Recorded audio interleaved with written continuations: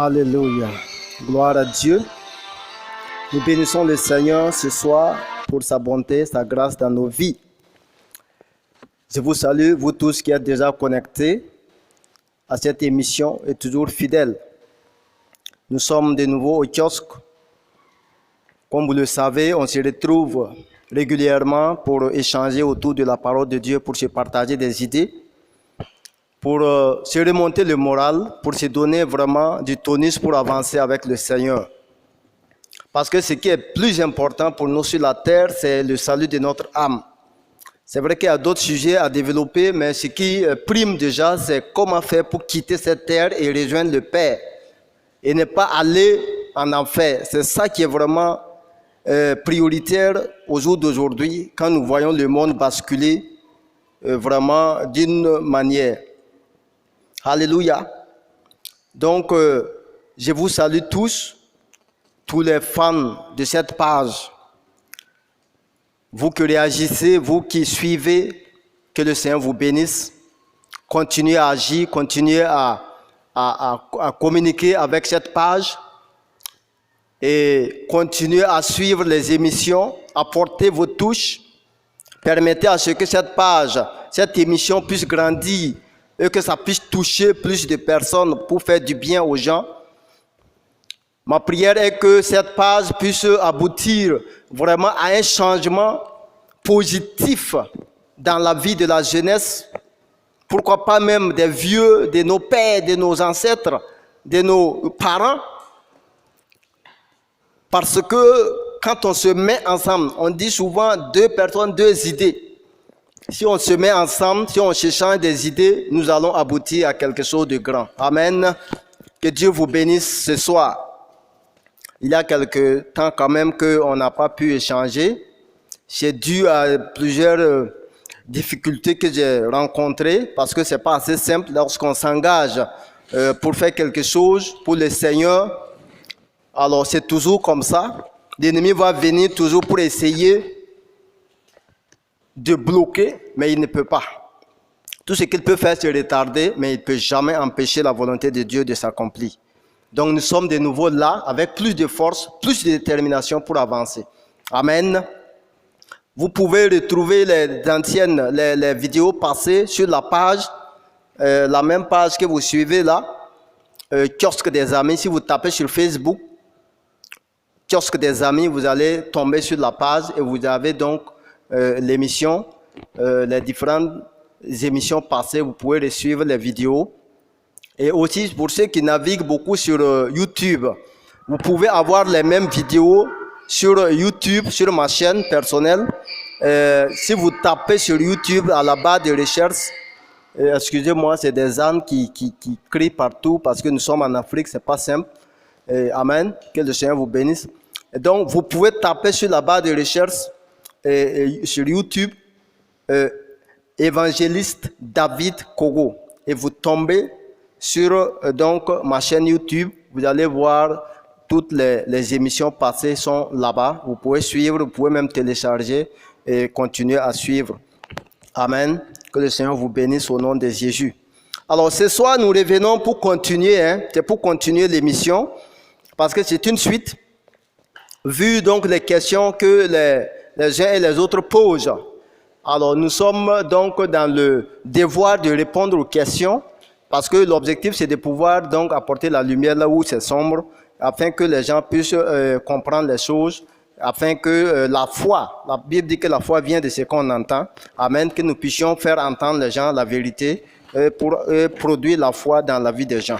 Donc, la dernière fois, nous avons traité en partie la question de M. Yacouba Zoromé, qui a posé la question par rapport à la vidéo passée, surpassée du moins, pour dire que là où j'ai parlé de l'intelligence, voilà, du proconsul qui a reçu les pôles pour écouter la parole de Dieu, et donc je disais que il était intelligent, ainsi de suite. Et lui, il est venu avec une question. Vous pouvez repartir suivre ces vidéos pour pouvoir comprendre la suite. Les vidéos sont disponibles sur la page et sur donc la chaîne YouTube. Donc, Yacouba Zoromé a posé la question comme ça à l'époque. il dit, vous voulez que les gens croient en Jésus dans quel sens? En tant que prophète ou en tant que Dieu ou encore fils de Dieu. Ok? Si toi-même tu étais intelligent, tu allais croire en un Dieu unique et considérer Jésus comme tout autre prophète et suivre Mahomet comme le dernier prophète auquel toute l'humanité est astreinte à suivre son enseignement. Mais hélas, votre réflexion est limitée, que Dieu nous guide sur le droit chemin. Amen. Donc, alors, dans sa question, j'ai ressorti 3 questions à répondre et j'ai déjà traité les 2 questions, il restait la dernière. Les 3 questions sont les suivantes. Est-ce que Jésus, et nous demandons aux gens de croire en Jésus en tant que qui? En tant que prophète, en tant que fils de Dieu ou en tant que Dieu? Les 2 premières questions, c'est en tant que prophète ou en tant que fils de Dieu. J'ai répondu en tant que prophète, non. Voilà, Jésus n'est pas un simple prophète. J'avais répondu à l'époque comme ça, simplement pour passer. Je ne suis même pas tardé dessus, parce que Jésus est plus qu'un prophète. Un prophète est celui qui indique, ok? Est celui qui montre le chemin à suivre. En quelque sorte, c'est des envoyés de Dieu pour donc guider les gens vers le chemin qui mène à Dieu, pour les recadrer les gens. Et c'est lui qui écoute Dieu et il dit, voilà ce que Dieu veut qu'on marche, voilà la manière dont Dieu veut que nous puissions faire les choses. Et lui, c'est un prophète. Maintenant, Jésus-Christ, en venant sur la terre, il n'était pas un simple prophète. Non seulement il a fait l'œuvre du prophète, et aussi l'œuvre d'un sauveur. Parce que lui, au lieu de se contenter d'être l'indicateur ou la plaque qui montre le chemin à suivre, Jésus-Christ était lui-même le chemin. Voilà la différence qui existe entre Jésus et les prophètes.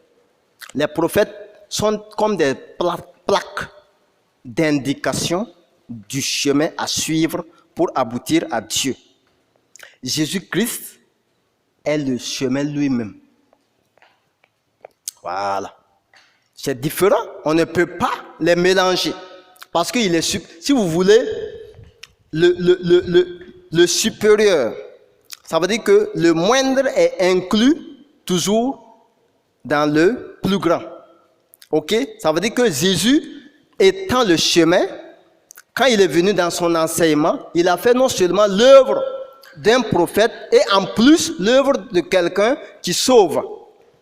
Amen. Donc, il est plus qu'un prophète. Si vous dites qu'il est prophète, oui, mais il est plus qu'un prophète. Il a fait l'œuvre du prophète plus quelque chose que les prophètes ne peuvent pas faire. C'est pourquoi nous voulons que vous croyiez que Jésus n'est pas un simple prophète. Sinon, on va le mélanger avec les autres prophètes et on va continuer à attendre un sauveur. Alléluia. Donc, je ne me suis pas attardé sur ça la dernière fois. Maintenant, Jésus, en tant que fils de Dieu, là, vous pouvez aller suivre la vidéo juste passée, la vidéo juste d'avant. Vous allez comprendre parce que j'ai développé ça de long en large. Maintenant, la dernière question ce soir que nous allons traiter, c'est est-ce que nous croyons, nous voulons que les gens croient en Jésus en tant que Dieu? Alors, la dernière fois, j'ai dit que c'est possible que nous puissions croire en Jésus en tant que fils de Dieu et aussi croire en Jésus en tant que Dieu. J'ai dit comme ça que ceux qui pensent que Jésus est fils de Dieu, ils n'ont pas tort, ils ont raison. J'ai développé ça dans la vidéo passée. Mais ceux qui croient aussi que Jésus est Dieu, ils n'ont pas tort, ils ont raison. Mais là, pour ce dernier cas, il faut expliquer. Sinon, ça crée un problème dans la vie des gens. Ça crée un problème pour les évangélistes qui n'arrivent plus à présenter Jésus parce que c'est un blocage. Si Jésus est lui-même Dieu, qui est venu mourir à la croix pour sauver les hommes, il y a un problème. Et les gens n'arrivent pas à concevoir cela et c'est vraiment compliqué. Il faut expliquer. Je n'ai pas dit que c'est faux, mais il faut expliquer. Si on n'explique pas, bon, nous les chrétiens, ça ne nous pose aucun problème de dire que Jésus est Dieu. Mais par contre, ceux qui ne connaissent pas Dieu, qui ne connaissent pas Jésus, de fardeau, quand vous prononcez ces phrases, ils sont indignés. Comment est-ce que vous pouvez dire que Jésus est Dieu et c'est le même Jésus qui est venu mourir à la croix? Comment Dieu peut mourir à la croix pour des gens qu'il doit sauver? Voyez-vous? Donc, Dieu ne peut pas mourir. Alléluia. Donc, soyez attentifs ce soir. Je ne voudrais pas être très long, mais je voudrais dire, expliquer un peu, selon ma compréhension. Les hommes de Dieu qui nous suivent peuvent réagir, parce qu'au kiosque ici, je vous ai dit la dernière fois que je ne parle pas au nom d'une église ou au nom d'un pasteur. Nous sommes au kiosque. Au kiosque, nous partons trouver tout le monde et on prend le Nescafé, on prend des sandwichs, on se tapote, on parle de tout et de rien. On partage ce qu'on connaît, ce qu'on a vu ensemble. Quitte à celui qui connaît mieux puisse nous corriger et nous apporter la lumière. Amen.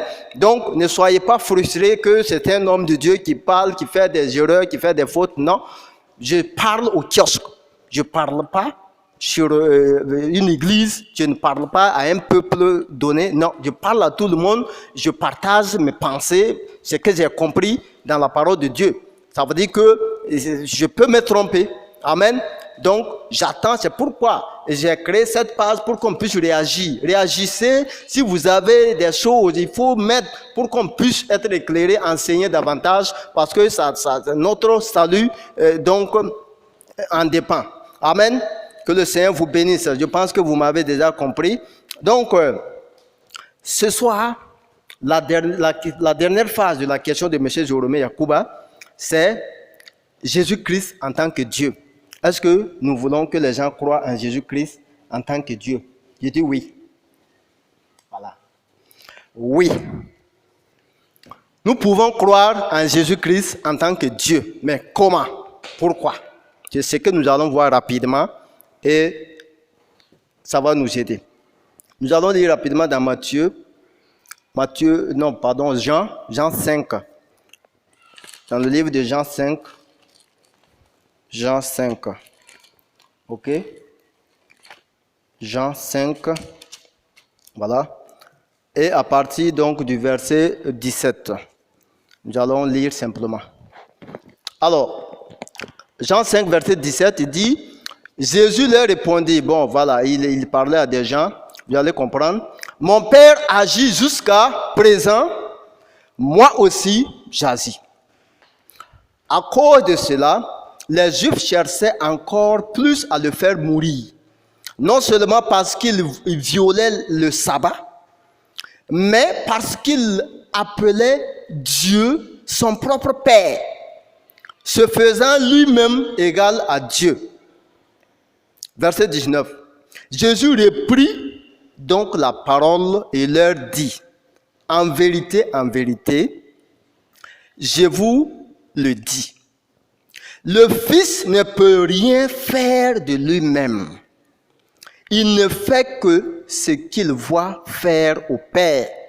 Et tout ce que le Père fait, le Fils aussi le fait pareillement. Verset 20. Car le Père aime le Fils et lui montre tout ce qu'il fait.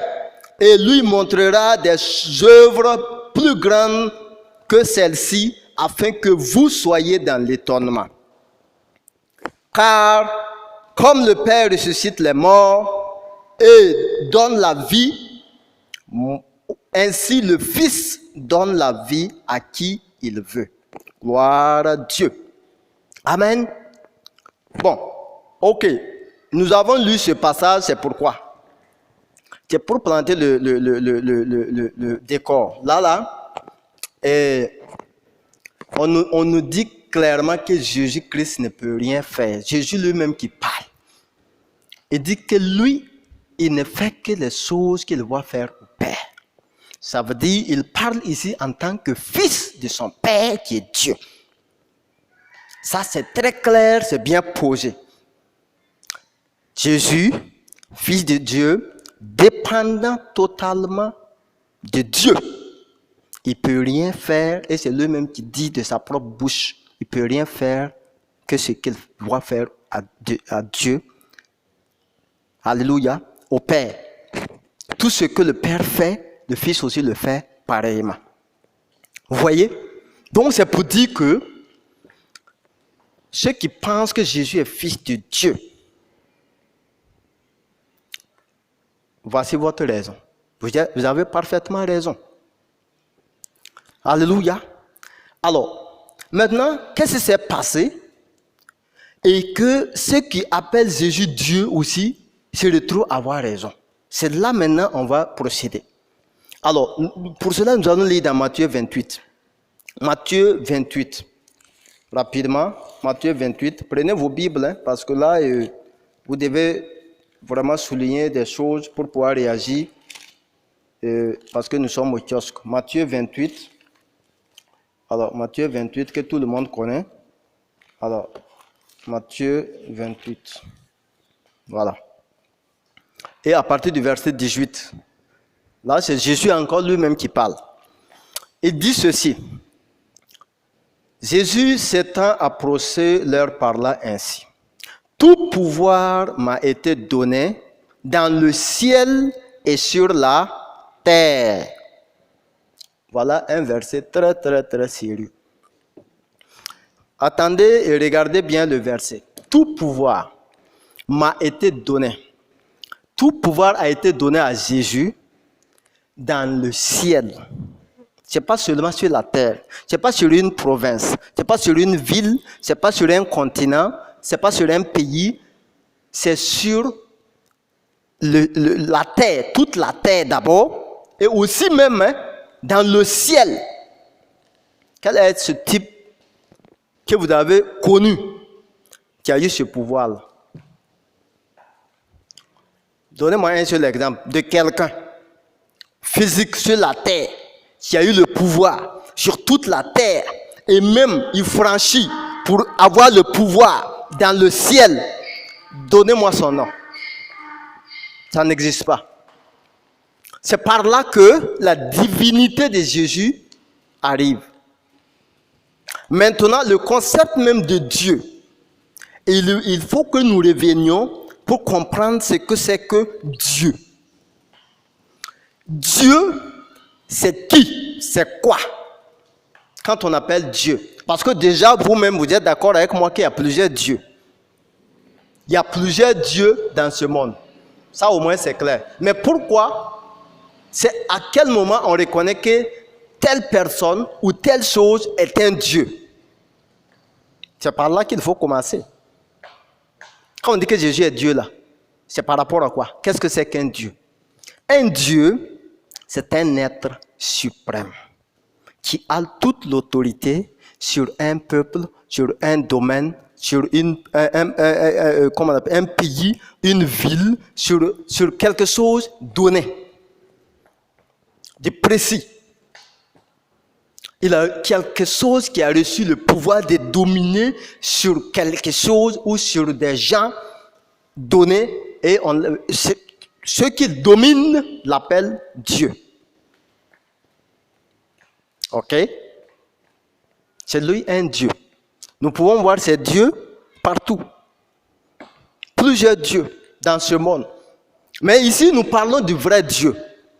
Dans le cadre du vrai Dieu, ils ne sont pas nombreux. D'ailleurs, c'est le seul. Amen. Je suis en train d'arriver. Ne soyez pas embrouillés. Suivez-moi tout doucement. Amen. Pour pouvoir apporter vos critiques, suivez très bien. Alors, déjà, il faut se rendre compte que nous avons deux camps. Toujours. Dieu, Satan. Satan est un Dieu. Dieu est un Dieu. Oh oui, Satan est un Dieu. Le Dieu de ce siècle, le Dieu de ce monde. Lui aussi, il a des gens sur qui il domine. Il contrôle leur vie. Ce n'est pas évident que toi ne te fais pas partie. Voilà. Donc, dans le village, nous voyons des dieux qui sont dans des cases rondes, qui dominent la vie des gens. Il y a des gens, leur vie dépend de ces dieux-là. Mais nous, notre vie dépend du vrai Dieu. Mais je vais vous expliquer maintenant pourquoi Jésus est Dieu. Il dit que tout pouvoir m'a été donné, non seulement sur la terre, et aussi dans le ciel. Vous comprenez? Donc, une personne comme ça, vous l'appelez comment? Vous l'appelez comment? Si les marabouts du village, les féticheurs du village, on peut les appeler des dieux. Même les cailloux sur lesquels ils adorent, ils tuent les trucs. Vous appelez ça des dieux. Et celui qui a reçu tout pouvoir sur toute la terre et même dans le ciel, vous l'appelez comment? Vous l'appelez comment? C'est un Dieu. Vous comprenez? Ça, on est en train d'avancer. Ne sois pas fâché. On va arriver, on va tout déballer. C'est un Dieu. Ok? D'accord. Maintenant, nous allons continuer la lecture dans 1 Corinthiens 15 et à partir du verset 21. 1 Corinthiens 15. 1 Corinthiens 15. 1 Corinthiens 15. Ok? Voilà. 1 Corinthiens 15 à partir du verset 21. Nous allons lire pour voir ce que, comment Jésus exerce donc son autorité vis-à-vis de son Père. Amen. Donc voilà. Il dit ceci. Puisque la mort est venue par un homme, c'est aussi par un homme qu'est venue la résurrection des morts. Et comme tous meurent en Adam, de même aussi tous revivront en Jésus-Christ. Mais chacun en son rang. Christ comme prémisse, puis ceux qui appartiennent à Christ lors de son avènement. Ensuite viendra la fin, quand il remettra le royaume à celui qui est Dieu et Père, après avoir détruit toute domination, toute autorité et toute puissance. Car il faut qu'il règne jusqu'à ce qu'il ait mis tous les ennemis sous ses pieds. Le dernier ennemi qui sera détruit, c'est la mort. Dieu, en effet, a tout mis sous ses pieds. Mais lorsqu'il dit que tout lui a été soumis, il est évident que celui qui lui a soumis toutes choses est exempté. Comprenez, hein? Et lorsque toutes choses lui auront été soumises, alors le Fils lui-même sera soumis à celui qui lui a soumis toutes choses, afin que Dieu soit tout en tous. Gloire à Dieu. Ce passage est très important et explique tout. Suivez. Alors, nous avons vu que Christ a reçu tout pouvoir sur la terre et dans les cieux.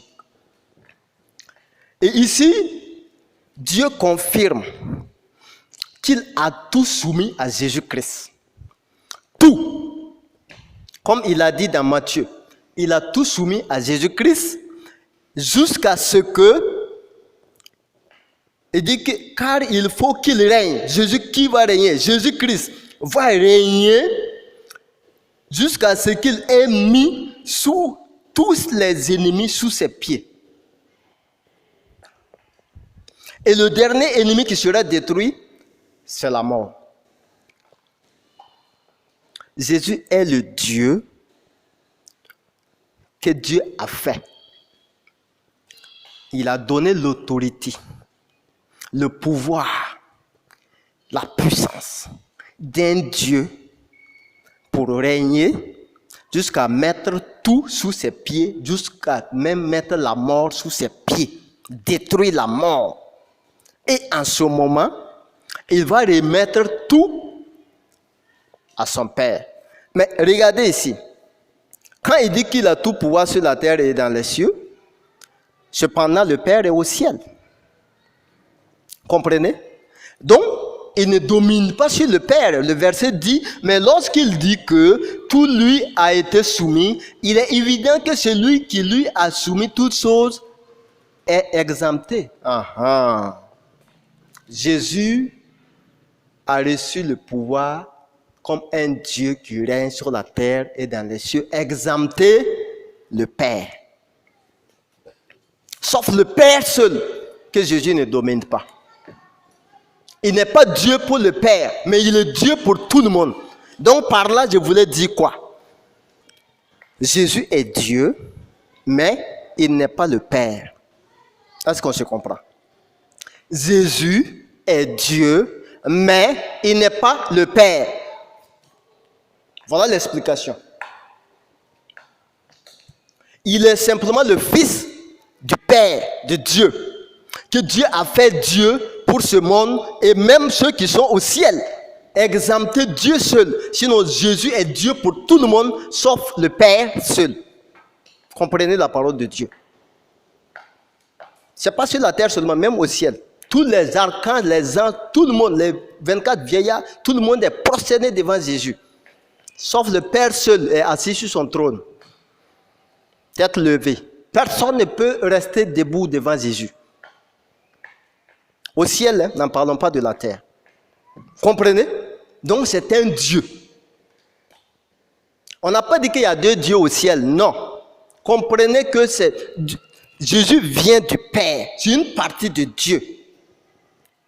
Et il lui a mandaté pour cela. Quand il va finir, le verset dit quoi? Il va remettre toutes choses au Père.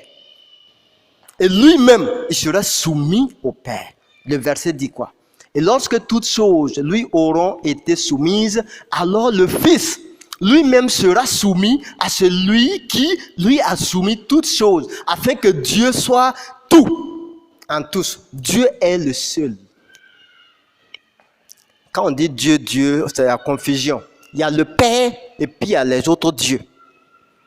C'est pourquoi nous pouvons dire que Jésus est Dieu, mais il n'est pas le Père. Vous comprenez?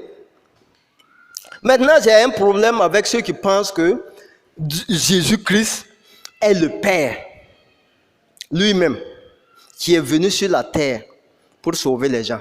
Là, je ne suis pas d'accord. Je pense que s'il y a quelqu'un qui pense comme ça, qu'il vienne en commentaire pour m'aider. J'ai dit jusqu'à présent, je n'ai pas encore compris ça. Je ne comprends pas ça. Je ne comprends pas. Parce que la Bible m'a jamais, je n'ai pas trouvé en tout cas un verset qui me dit que Jésus, c'est le Père, le Créateur, qui a quitté le ciel et qui est venu sur la terre et laissé son trône vide, venir sur la terre, devenir un homme, mourir à la croix pour nos péchés. Je n'ai jamais vu ça. J'ai un problème, aidez-moi. Aidez-moi, expliquez-moi ça. Sinon, selon ma compréhension, Jésus-Christ est fils de Dieu, que Dieu a fait Dieu. Tout comme, regardez bien, Dieu fait Dieu qui il veut. Regardez Exode. Je vais vous aider pour ceux qui sont fâchés déjà. Exode. Regardez Exode. Exode. Ok, Exode. Ok. Voilà. Regardez Exode. Exode 7. Et à partir même du premier verset. Quand je vous dis que Dieu là n'est pas égal, quand on dit Dieu, le mot Dieu n'est pas égal au Créateur. Non. Dieu même peut prendre une personne et faire de lui Dieu pour quelque chose. Voilà. Regardez un exemple ici. Exode 7, verset 1. L'Éternel dit à Moïse, 2 points. Vois, je te fais Dieu pour Pharaon. Je te fais, oh, gloire à Dieu. Je te fais Dieu, moi Dieu. Je te fais toi aussi Dieu pour Pharaon. Et Aaron, ton frère, sera ton prophète. Comprenez? Toi, tu diras tout ce que je t'ordonnerai. Et Aaron, ton frère, parlera à Pharaon pour qu'il laisse aller les enfants d'Israël hors de son pays. Quand Dieu voulait sauver son peuple, ça c'est dans l'Ancien Testament, hein, de Pharaon, de l'esclavage, il a pris quelqu'un qu'on appelle Moïse. Et il a fait cette personne-là Dieu. C'est Dieu qui parle. Hein. Et il a mis grand D. C'est pas petit D, c'est pas le petit Dieu mystique là. Grand D, parce que lui-même son esprit réside là. Lui-même il répond ici. Donc il met grand D, Dieu, le vrai Dieu. Je te fais Dieu pour Pharaon. À partir de ce moment-là, tu as tout pouvoir. Tu as la domination sur toute la puissance de Pharaon. Pharaon n'était pas un petit type. Hein? Pharaon avait le wak, les fétiches, il était puissant. Il fallait qu'une puissance qui dépasse la puissance de Pharaon puisse le rencontrer. Et Dieu ne peut pas venir lui-même pour faire ce combat. Il va toujours utiliser quelqu'un. C'est ce que vous n'avez pas compris. Même les hommes de Dieu qui sont en train d'arriver. Même nous là. Tous ceux qui ont cru en Jésus, ils sont des dieux. Là maintenant tu tombes à la renverse. Pourquoi? Si nous disons que nous sommes des enfants de Dieu, mais un Ouedraogo fait quoi? Des Ouedraogo. Un homme fait des quoi? Des hommes. Ok? Un chien fait quoi? Des chiots. Les petits là. Quand tu engendres un enfant là, il doit être de ta nature. Vous avez déjà vu un chat mettre au monde un chiot? Vous voyez? Il ne faut pas être borné, il faut aller. Il faut ouvrir votre esprit pour comprendre le langage de Dieu. Ce n'est pas vos pensées qui comptent. Dieu dit. Moi, je fais des enfants. Quand Jésus est venu là, je vous ai donné ça dans la vidéo passée. Dans Romains, je vous ai montré comment nous sommes des grands frères, des petits frères de Jésus. Jésus est notre grand frère. Si nous sommes de la famille de Dieu, si Dieu est notre Père, mais nous serons que simplement des enfants de Dieu et des petits dieux. Sur la terre, nous avons le pouvoir. C'est pourquoi nous n'avons pas peur de ce monde-là, de sa puissance, de son autorité. Est-ce que vous comprenez? Les sorciers se fatiguent. Un vrai enfant de Dieu, conscient de sa nature. Quel est ce marabout, ce féticheur, ce wakman, ce sorcier qui peut le toucher? Il est investi d'une autorité divine.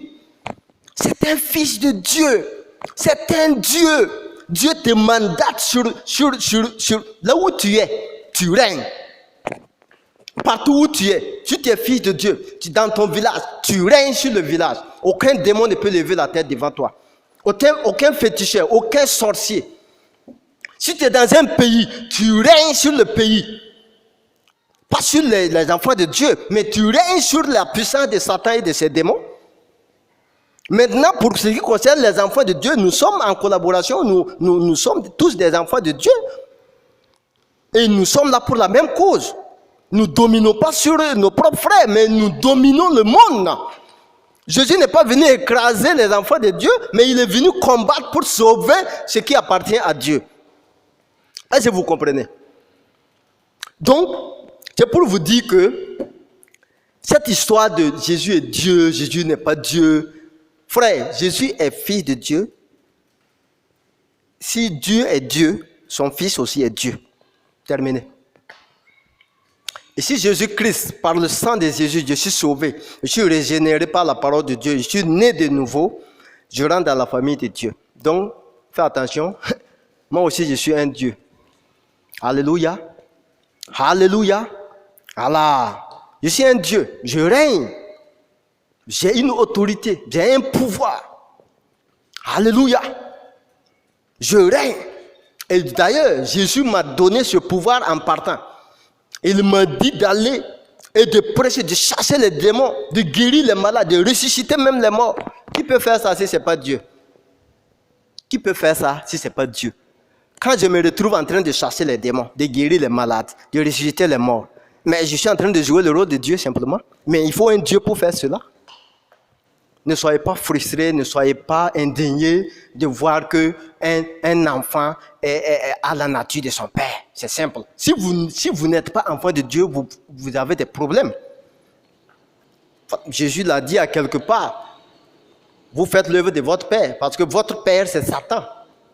Voilà. Les gens sont fidèles à aller chercher des fétiches et obéir aux exigences de ces fétiches pour manifester une puissance diabolique dans certains domaines. Et ça marche bien.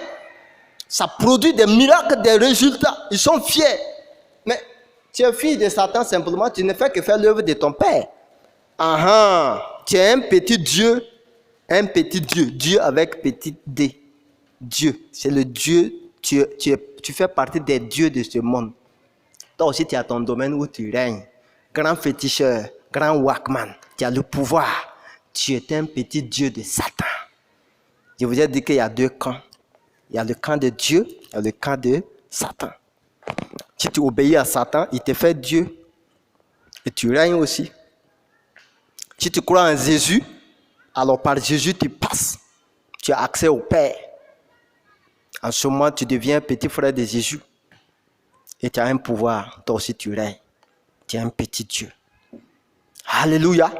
Voilà ce que ça veut dire. Donc, ne soyez pas frustrés lorsqu'on dit que Jésus est Dieu. Maintenant, pour ceux qui pensent que c'est le Père lui-même qui est Jésus, ça c'est un problème. Parce que il faut que nous revenions sur ça pour éclairer. Parce que je sais qu'il y a des gens qui seront heurtés. Alors, qu'ils viennent expliquer clairement comment est-ce que le Père est devenu le Fils et mourit à la croix pour sauver les gens. Et cependant, qui est au ciel, qui a ressuscité le Fils qui était mort. Ça, c'est un problème. Et moi, je ne crois pas à ça. Il faut m'aider. Voilà. Je peux me tromper. Amen.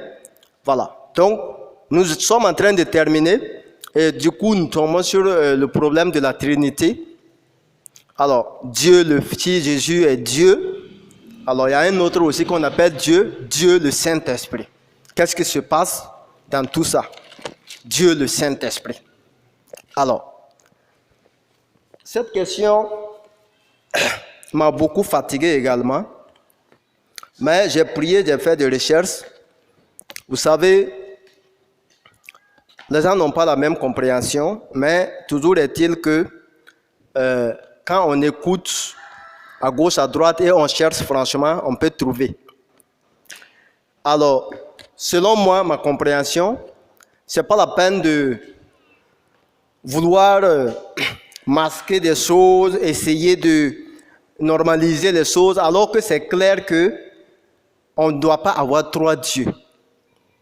Dieu le Saint-Esprit, Dieu le Père, Dieu le Fils. Non.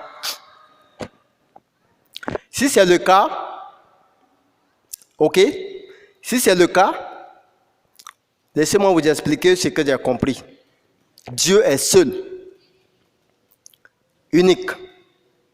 Et le Saint-Esprit est la main gauche de Dieu. Et Jésus-Christ, son Fils, est la main droite de Dieu. Ok? Puisque tout provient de Dieu, alors on peut, bon, bien sûr, par exemple, je suis là, j'ai deux mains, deux bras. Si quelqu'un venait à me toucher par là pour demander c'est qui, je répondrais c'est David. Alors, s'il passe là, il touche le bras gauche et il demande c'est qui, c'est toujours moi qui vais répondre, je vais dire que c'est toujours David. Il touche la tête, c'est qui, je vais dire que c'est David toujours. Mais qu'est-ce qui s'est passé? Trois personnes et puis c'est toujours toi. Bien sûr, c'est là la compréhension de Dieu. Dieu est un et il se manifeste par ses bras. Ok? Et chaque bras a un nom. Il y a le Saint-Esprit et il y a son Fils Jésus qui est la parole qui est devenue, qui a pris chair dans Jean 1, verset 14, et l'Esprit qui se mouvait au-dessus des eaux dans Genèse 1. Alors, donc, qu'est-ce que c'est pas dit? Genèse 1 d'ailleurs dit que au commencement Dieu créa la terre, les cieux et la terre. Ok? La terre était informe et vide.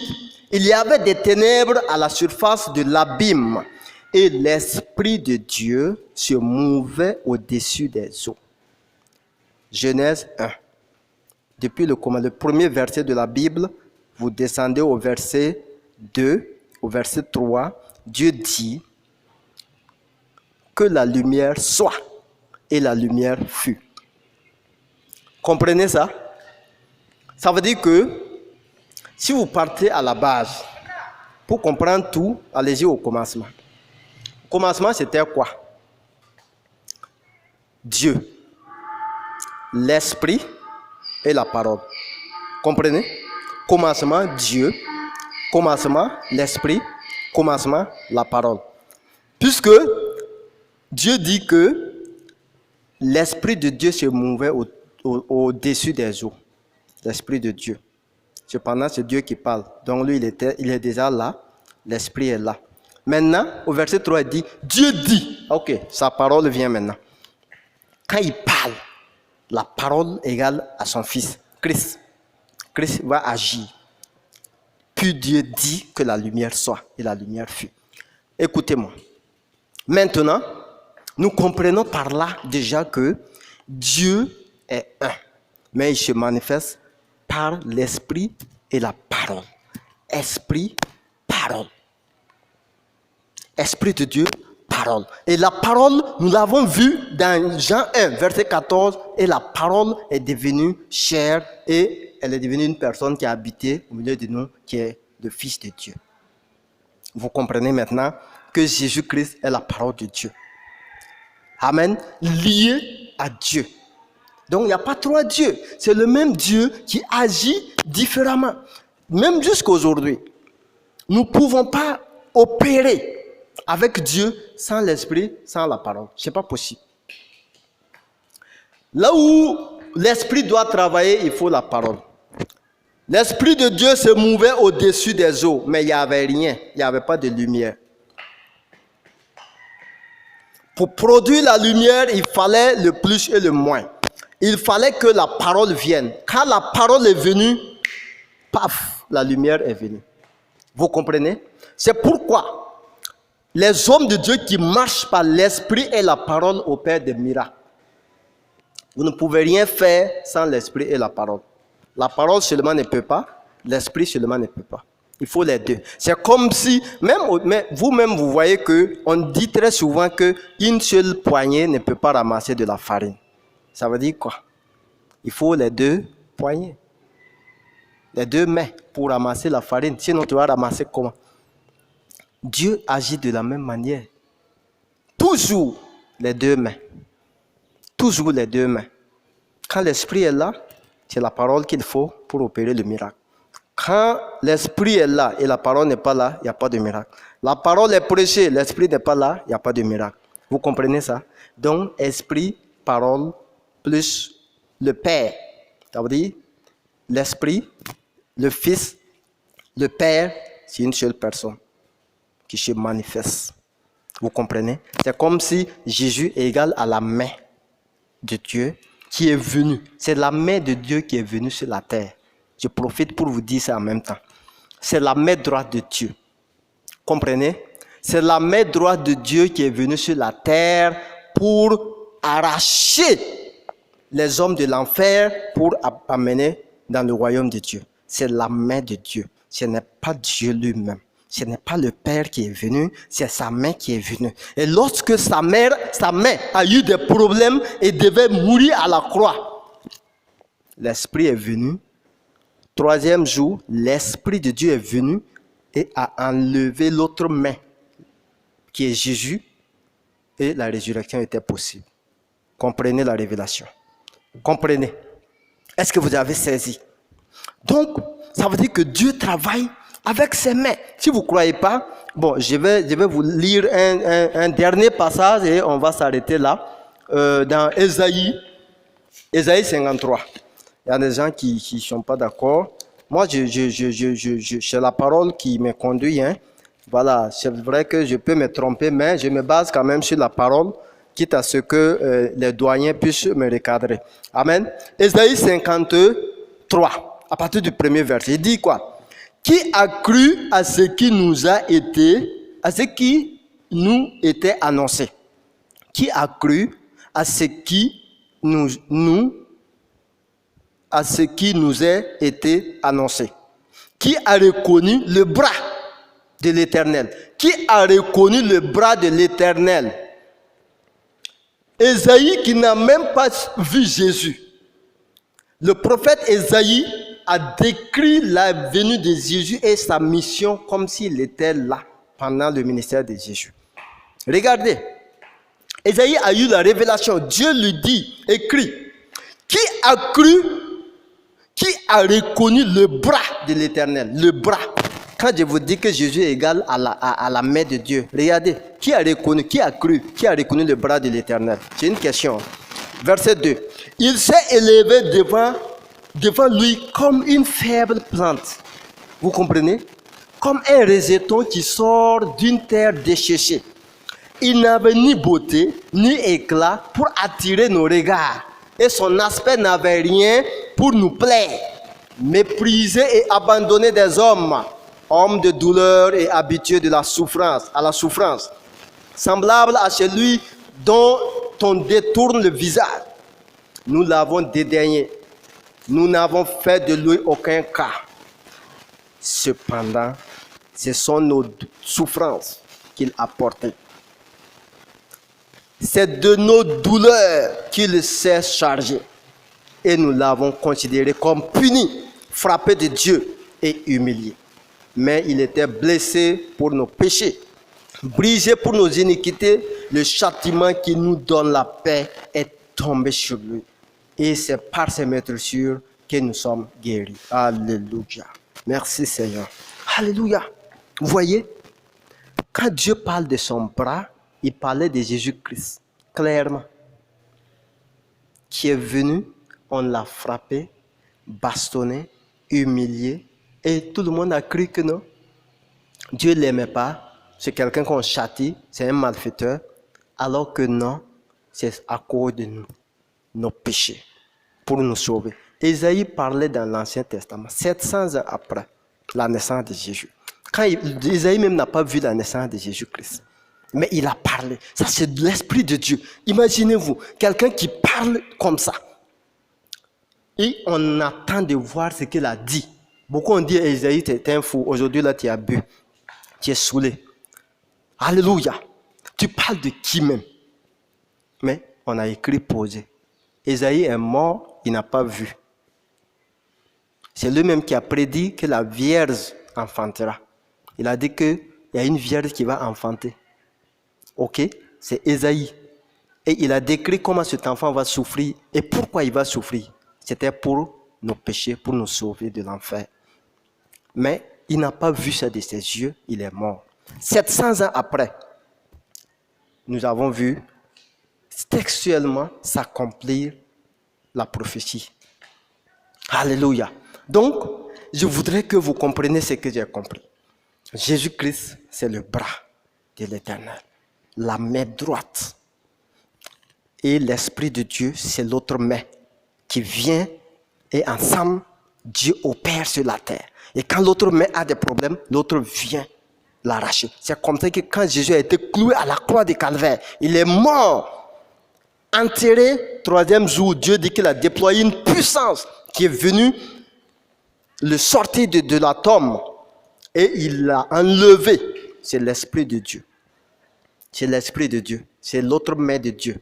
Ce n'est pas Dieu lui-même. Dieu n'a jamais bougé de son trône. Depuis il n'a pas fait un pas de son trône. Personne ne peut faire bouger Dieu. Non. Mais sa main travaille. Ce sont ces deux mains qui travaillent sur la terre. Jusqu'à présent. Souvenez-vous du baptême de Jésus. Quand Jésus est venu sur la terre, avant de commencer son ministère, il était obligé d'être baptisé. Et quand il était baptisé, c'était pourquoi? Le Saint-Esprit est venu. Sous forme de colombe, se posait sur son épaule. Et une voix a parlé pour dire que lui-là, c'est mon fils. Il faut l'écouter, il faut le suivre. Mais l'objectif, c'était quoi? Que l'Esprit vienne. Parce que Jésus déjà était la parole de Dieu, qui devait opérer sur la terre. Mais comment sans l'Esprit? Il faut les deux mains de Dieu pour opérer. Jésus a réussi sa mission sur la terre parce que les deux mains de Dieu étaient là. Alléluia. Quand Jésus a reçu le Saint-Esprit, l'Esprit l'a conduit dans le désert. 40 jours, 40 nuits de prière. Quand il est sorti, Satan a tout fait. Il n'a pas pu vaincre Jésus. Jésus a accompli sa mission. 3 ans et demi, l'Esprit l'a soulevé et il est parti. C'est l'Esprit qui a pris Jésus. Sinon Jésus, la parole ne pouvait pas se prendre. C'est l'Esprit qui a pris Jésus. Il est parti l'asseoir à sa place. L'Esprit aussi à sa place. Et aujourd'hui, comme l'Esprit est invisible, c'est l'Esprit qui travaille aujourd'hui dans l'Église. et la parole de Dieu est là. Tout est invisible. La parole est invisible puisque la parole invisible était devenue chair. Il est réparti. Maintenant, comme la parole, quand je parle, vous m'entendez, mais vous ne voyez pas la parole est toujours là. L'esprit est invisible, l'esprit aussi est toujours là. C'est comme ça que nous, en tant qu'enfants de Dieu, nous pouvons opérer comme Jésus. Et Jésus dit que si nous croyons en lui, nous allons opérer, faire des choses plus grandes que lui, parce que lui, il s'en va au Père et l'esprit va venir. Alléluia. Que le Seigneur vous bénisse. Réagissez, commentez, permettez que nous puissions avancer au kiosque, que cela puisse fortifier plus d'un. Notre objectif, c'est de voir une jeunesse regardée dans la foi, surtout. Alléluia. Et se lever pour l'œuvre de Dieu parce qu'on a beaucoup à faire. Il y a beaucoup qui sont dans les ténèbres, beaucoup sont engloutis dans les fétiches, dans l'idolâtrie. Et c'est notre devoir d'apporter la lumière. Que le Seigneur vous bénisse au nom de Jésus-Christ. Amen, amen, amen. Bye bye.